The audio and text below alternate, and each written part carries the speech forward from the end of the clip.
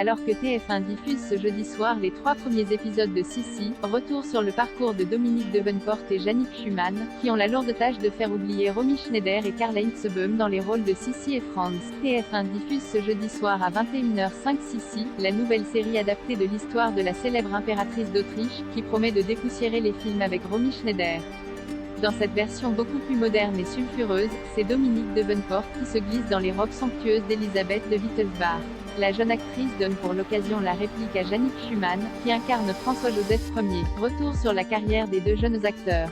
Dominique Devenport a eu le rôle par hasard pour camper l'iconique Sissi. La production a fait appel à Dominique Devenport, une actrice suisse-américaine inconnue du grand public qui obtient ici son premier rôle d'envergure. La jeune femme, qui a appris à jouer à l'école, a commencé sa carrière en 2012 dans le film Nebelgrin dans lequel elle campait la fille d'un agriculteur.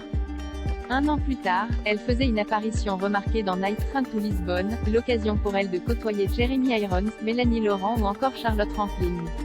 C'est totalement par hasard que Dominique Devenport a obtenu le rôle de Sissi.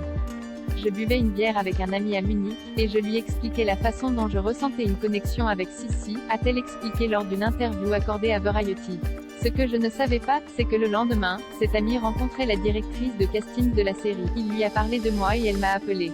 J'ai passé l'audition et j'ai été retenue. Yannick Schumann, l'étoile montante du cinéma allemand. Contrairement à Dominique Devenport, Yannick Schumann, qui campe l'empereur François-Joseph Ier, est un grand habitué des plateaux de tournage.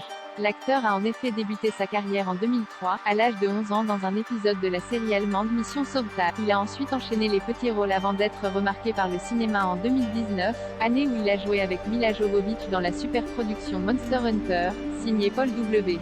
S. Anderson. Il est également à l'affiche de Tribe of Europa, une série allemande disponible sur Netflix. Retrouvez Sissi tous les jeudis soirs à partir de 21h05 sur TF1. La série est d'or et déjà disponible en intégralité sur Salto.